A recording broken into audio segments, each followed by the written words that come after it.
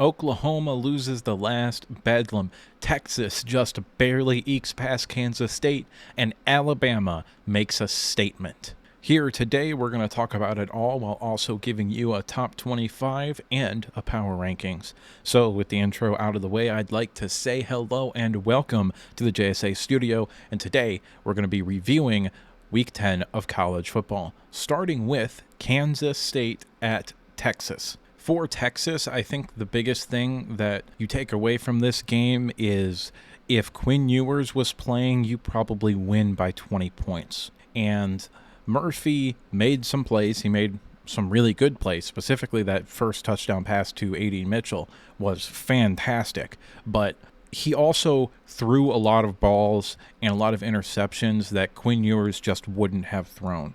The defense played really good in the first half and then didn't adjust as well as you hope they would to Kansas State's adjustments that they made at halftime. But the fact of the matter is that Kansas State is a really good football team.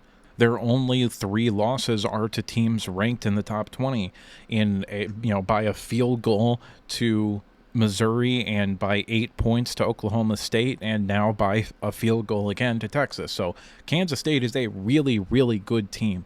And they play defense. Howard, the quarterback, played really, really well in this game, so can't really hold that against your defense a little bit. Kansas State's offensive line is a top 10, maybe even top 5 unit in all of college football, so the pass rush not being what it normally is kind of understandable too. And let's be real, Kansas State got up for this game. They really wanted to win this game, but you hold on. If you're Texas, you hold on, you survive, and that's all that matters. You go into your final 3 games with a great chance to win them all and get your way to the championship game where you would play Oklahoma State most likely. And if you win that game, you've got a really, really good chance to make the playoffs. And if I'm being entirely honest with you, I think if you win out, you can pretty much say, unless some weird shenanigans happens, that you're going to make the playoffs. Because you figure one of, not both, of Alabama and Georgia are going to make it. You figure the Big Ten champ, as long as they're undefeated, is going to make it. And you also figure that Florida State, if they're undefeated and either 12-1 Oregon or 13-0 Washington gets a chance to make it. But if Florida State slips up and loses one game, which is not impossible, specifically this week against Miami in a rivalry game, especially because Miami has not been playing well the past few weeks, so this is kind of an opportunity for Miami to turn it around, turn their season around, get back on track, so to say. So you're one slip up here away from being a lock to make the playoffs if you win out. The only scenario where you don't make it is if Washington is 13-0 and Georgia is 13-0, Florida State 13-0, Big Ten champ 13-0. So that's probably the only scenario where you don't make it. I think they would have to have a legitimate discussion about you and Oregon if they're both 12-1 and conference champions. And I think because of the win over Alabama, I think you would get in over Oregon. I think you would have a better resume. Moving on, next game we're going to talk about Missouri versus Georgia. I did not think this game was going to be as close as it was. I thought Georgia was just going to absolutely dominate this game. And Georgia played, I think, about as good as they probably could have played.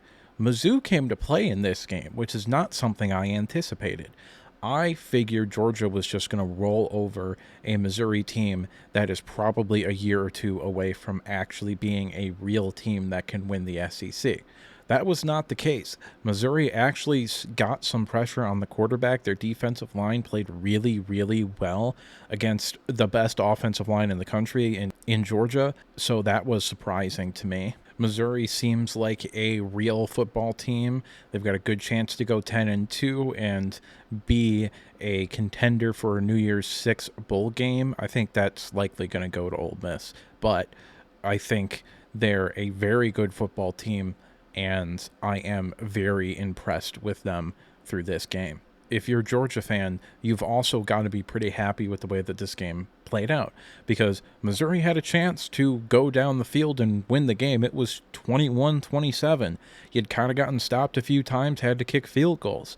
So they had a real chance to win that game, and then the defense responded. You get a hit on the quarterback as he's throwing the ball, ends up being an interception for a defensive lineman, damn near a pick six.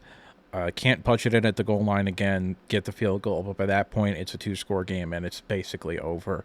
So the way Georgia responded, the way the defense responded, you have to be happy with that, especially considering that the offense is not at full capacity and Carson Beck didn't have his best possible game.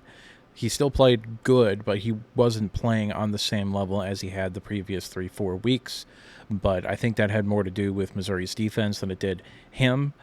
Either way, I think that this is a tremendous accomplishment for Georgia, and they should be ranked number one after this week. Don't know if they're going to be or not, but they absolutely should be ranked number one. Next thing on the docket is LSU versus Alabama. And this game is all about one thing, and that is Jalen Milroe.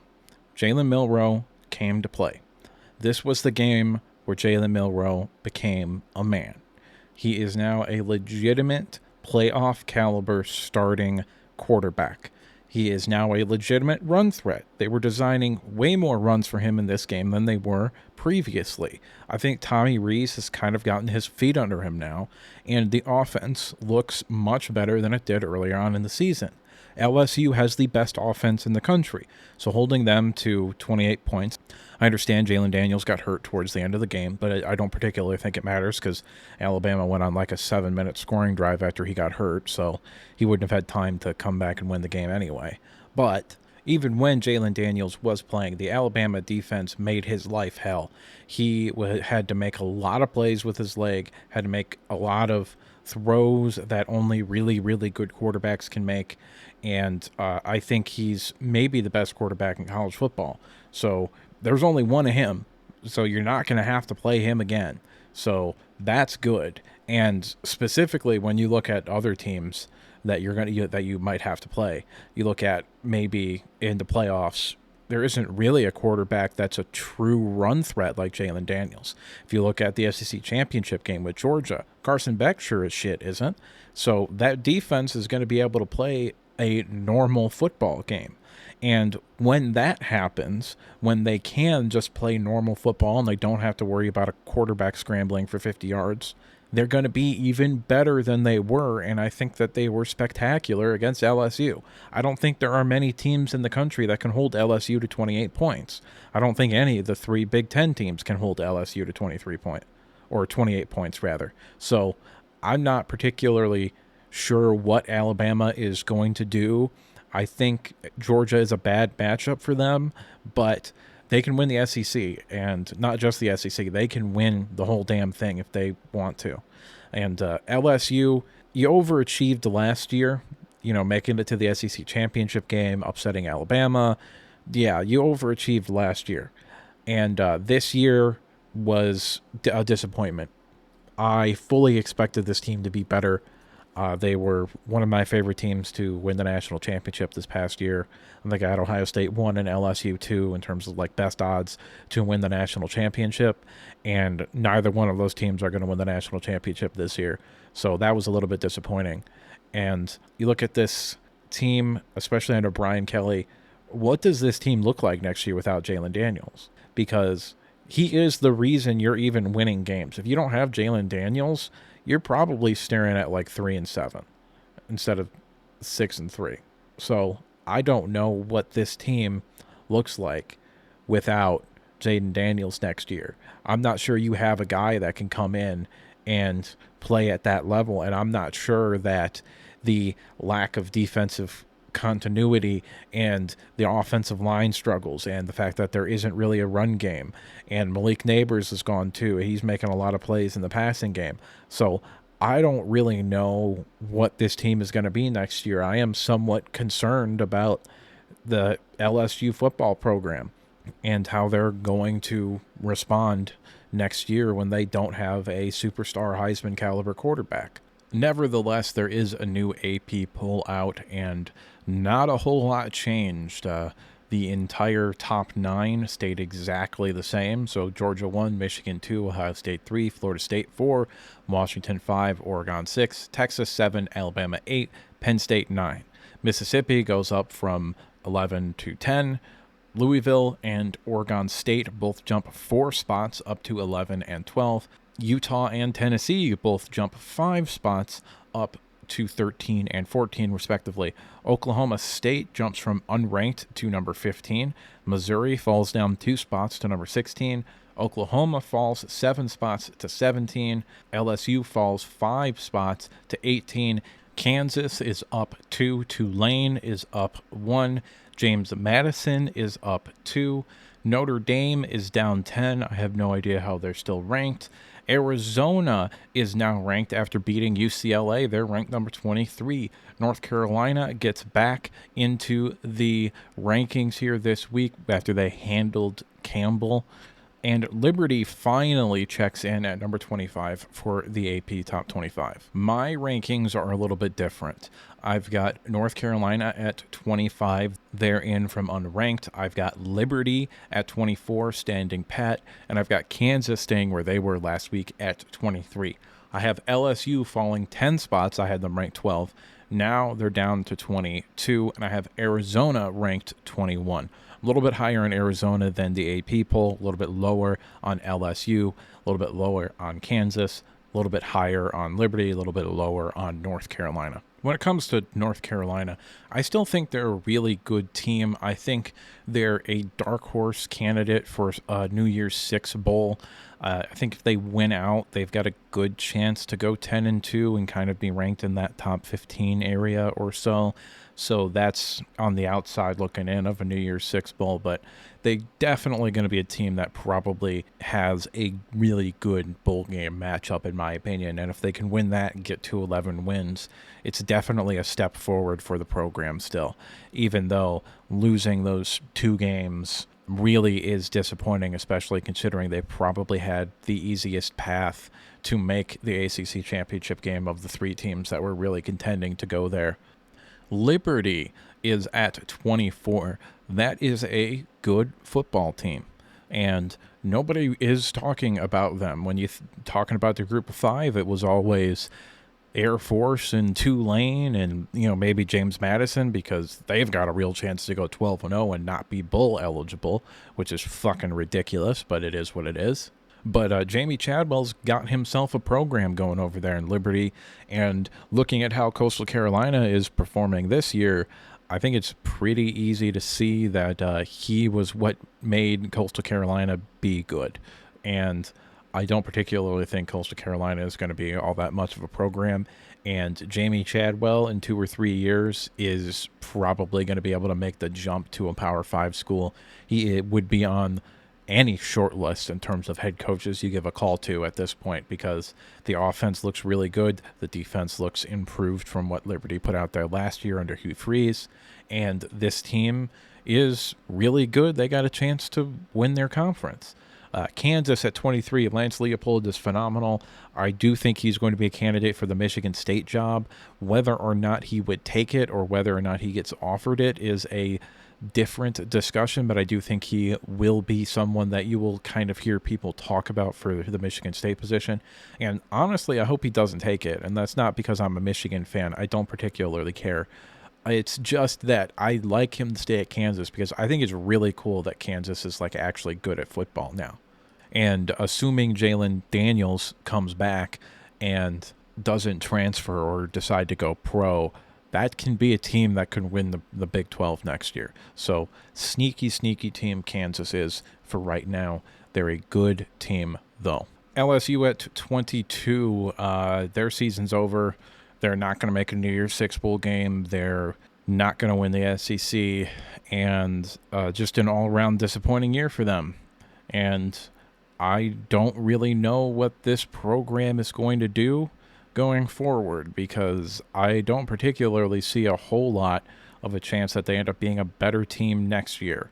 So I don't know what Brian Kelly is going to do, but he's got himself a lot of work. At 21, Arizona. We're getting basketball schools to be good at football now, and it's fantastic. I am all here for it. Arizona defeats UCLA this past week, and Jedd Fisch has got himself a program. Arizona is for real. They've got a legitimate chance to get to 10 wins if they win the bowl game. Their final 3 games are Colorado, fake team, Utah, who can't play offense, and Arizona State, who they're just flat out and straight up better than. So I think 8-4 is maybe more realistic than 9-3 in a bowl game win. But I think they can beat Utah. I don't particularly think Utah is an insurmountable challenge for them. And that is not something I think I ever would have thought I would say about an Arizona football team. I have James Madison at 20. I really think that team is very, very good, and I think they're going to have a chance to go 12-0 and absolutely make everybody on the planet hate the NCAA even more than they do, because that is very clearly the best team in the Sun Belt. They should have a chance to play for the Sun Belt Championship. They do not. They should be able to go bowling, which if they win the Sun Belt and they're 13-0, they're probably going to be ranked as the highest group of 5 team. So let them go to a New Year's Six Bowl. That's what I want. It's not going to happen because the NCAA is not going to change their rules for James Madison. But in their first year in Division I football, to go 12-0 is an absolute statement. I love this football team. I love their future. And I think they are going to continue to play very well for the rest of this season. I've got Air Force at 19. I'm not really going to punish them for losing to a rival, especially one that understands your scheme as well as Army understands Air Force's scheme. I still think they have a very good chance to win the Mountain West. Their game against UNLV is likely going to decide who gets to go to the Mountain West Championship alongside Fresno State. So yeah, that's going to be a sneaky big game 2 Saturdays from now. At 18, I have Tulane, who, I mean, these 3 group of 5 teams are all really, really close. But I do think Tulane, in terms of having a chance to win a New Year's Six Bowl, does have the best chance to do that. Now, James Madison can't go bowling, but if they were to be able to go bowling and they were to end up 13-0 Sun Belt champs, then I still don't think they would probably stand a better chance than Tulane in order to win a New Year's Six Bowl against a team like Ole Miss or an 11-1 Ohio State or a 10-2 Penn State or whoever they end up playing. I think Tulane is very, very good. I think Michael Pratt is one of the best quarterbacks in the country. And if Michael Pratt was healthy against Ole Miss, they might have won that football game. And if they win that football game, we are probably talking about a top 10 ranked Ole Miss team who has a real chance to make the playoffs. Now, they wouldn't, but they would have had a chance to.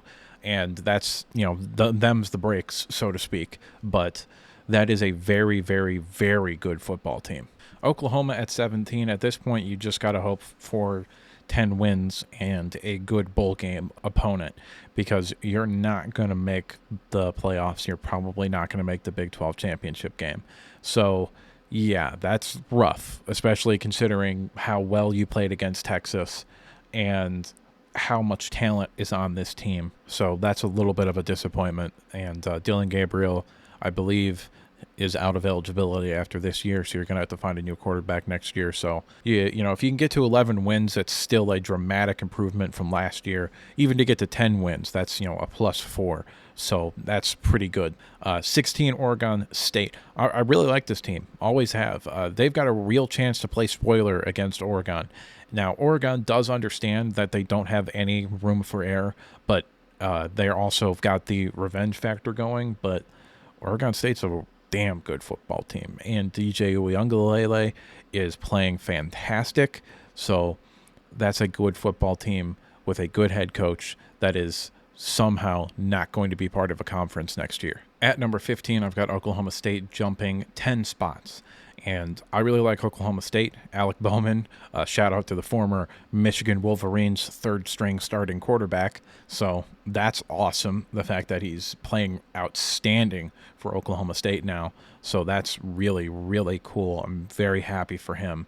And Oklahoma State, after a rough start to the year, they've got it figured out. And man, if they could have gotten it figured out 1 week earlier, then this team would be right in the thick of it for the playoffs. Utah at 14, and if they're anything, they're consistent. They've got Washington next week, and they've got a good chance to win that game. That's a real football team, or Utah is a real football team, and Washington can't really play defense. So if Utah can get the run game going, they've got a chance. Now, the problem is I do actually think Washington does have a little bit of a defense. We'll talk more about that game on Friday, but I think Washington probably still wins that game, but Utah's got a good chance to win that game. And if they do, then you can pretty much lock them into a New Year's Six Bowl, I think, because their last 2 games are against Arizona, which is a little bit sneaky, especially if you end up winning against Washington in kind of like a emotional sort of way. And then the last game against Colorado, you're going to win that game, so that's pretty easy. But if you can get to 10 wins, if you end the season 10-2, you've got an outside shot at the Pac-12 championship, but likely not going to happen with the tiebreaker against Oregon going in favor of Oregon. So 10-2, you've got a good chance to be ranked in the top 10 at the end of the year and get yourself a New Year's Six Bowl game. Tennessee, same sort of thing. They have a chance 2 weeks from now to beat Georgia, but Georgia is probably going to beat Ole Miss this week. And when that happens, Georgia will have locked up the SEC East, so they've got no real motivation to play that game other than to potentially beat the number 1 team in the country. I think if Tennessee had this defense last year, then they would have won the national championship.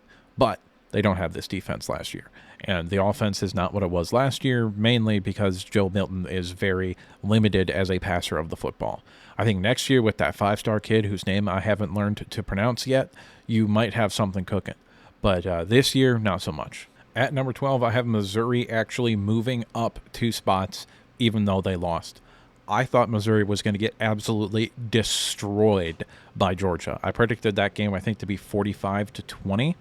But Missouri made that a lot closer than I think it had any right to be. And it wasn't gimmicky. Missouri played well. They played maybe above their means, but they played really, really well. And even though they lost, my opinion of them became higher in that loss because, as we'll discuss later in the power rankings, I think Georgia is 2 or 3 steps ahead of everybody this year. So that's very impressive, the fact that they were able to hang with that team for as long as they did. At number 11, I've got Louisville, and I hope to God they win out. I want Louisville to win out so bad because an 11-1 Louisville team playing a 12-0 Florida State team in the ACC championship game is the stuff that wet dreams are made of. At number 10, I have Penn State moving up 1 spot. And I've got Ole Miss at 9, Alabama at 8, Texas at 7, Oregon at 6. And there's not a whole lot to talk about with this group because my opinions have pretty much stayed the same. I think Penn State is a really, really good football team. And if they can figure it out offensively and figure it out how to get Drew Allar going, which they might have these past 2 weeks, then that's a team that can legitimately win the national championship. And Ole Miss, I mean, unfortunately, they lost the tiebreaker to Alabama, but they've got a chance to go 11-1. And if they manage to beat Georgia this week, that opens a whole floodgates of stuff. So we can look forward to that if it happens. Probably won't, but if it does, that'd be cool. Alabama at 8, I almost put them ahead of Texas, but I don't think Texas plays Kansas State as close as they did this week. If Quinn Ewers is playing, I think Texas probably wins that game fairly comfortably. And Oregon at 6, they looked really good, and they continue to look like maybe the only team in the country that could possibly test Georgia. At number 5, I have Washington moving down 1 spot. At number 4, I have Florida State moving up 1 spot. And my top 3 remains the same as it was last week. Ohio State at 3, Michigan at 2, and Georgia at 1. Georgia, Michigan, Ohio State, I can't really say anything that I haven't already said about it. We have no idea what Michigan is going to look like against a real team, and Penn State is a real team, so we'll figure that out on Saturday. Ohio State is limited offensively, but they still somehow manage to get somewhere between 20 and 30 points every week. And Georgia is the best team in the country by a mile. So don't really have a whole lot to talk about with those three teams. But Washington and Florida State. My main reason for moving Washington back and moving Florida State up, I swapped to them, is that Washington's defense is very concerning, and Florida State's defense has kind of figured it out a little bit. Also, that close game against Boston College is looking a hell of a lot better now. I told you not to worry about it. They didn't believe me, but nevertheless, here I am. I didn't predict Boston College was going to rattle off 5 wins in a row, but they're a solid football team. I didn't particularly think Florida State almost losing to them was that big of a deal. But the main reason that I swapped Washington and Florida State is I think Florida State, if they have Keon Coleman, has a great to elite caliber offense. And I think the defense is improving. I think the defense is maybe kind of the unsung hero for Florida State right now. They seem to be starting to play like a unit now, and assuming they can win out, I think they're a sneaky team to maybe win and pull off an upset against a team in the playoffs. But Washington, on the other hand, I don't particularly think Washington, unless they were playing Ohio State, because that's just a bad matchup for Ohio State. But I don't particularly think Washington would beat Florida State, and I don't particularly think Washington would beat Michigan or Georgia either. So I'm just moving them down a little bit here, and I don't think USC is a good football team. I think there's a very strong and very real possibility USC ends up 7-5. Now, UCLA has been horrible, but that's a rivalry game, so who knows what's going to happen. But that's a bad football team. USC is a bad football team, and they played with Washington for 4.5 quarters. So my opinion of Washington lessened a little bit because of that. Moving on to my power rankings, there's not a whole lot to talk about. Ole Miss is in from being not ranked last week. Oklahoma fell out. And then Texas at 9, Alabama at 8, Michigan at 7, Washington at 6. I almost flipped Michigan and Washington, but Washington's ability to run the football that they've shown the past few weeks does concern me a little bit with Michigan. So I think Washington is a little bit of a better team than Michigan. Not necessarily that they would win that matchup, but I do think Washington right now is a better football team than Michigan. I've got Florida State at 5, Ohio State at 4, Oregon at 3, and just like last week, there is nobody at 2, and Georgia is number 1. I think Georgia is effectively going to cruise to a national championship. And three-peat for the first time in the history of college football. But that's just me, and what do I know? I'm just some asshole on the internet giving you his opinion. It's at this point I'd like to remind you to like the video if you liked it, subscribe if you want to see more content like this, including on Wednesday a breakdown of Michigan versus Penn State. And if at any point in the video you disagreed with me, or if you just have something to say, go ahead and drop a comment down in the comment section below. But that's all that I've got for you today, and I'll see you next time.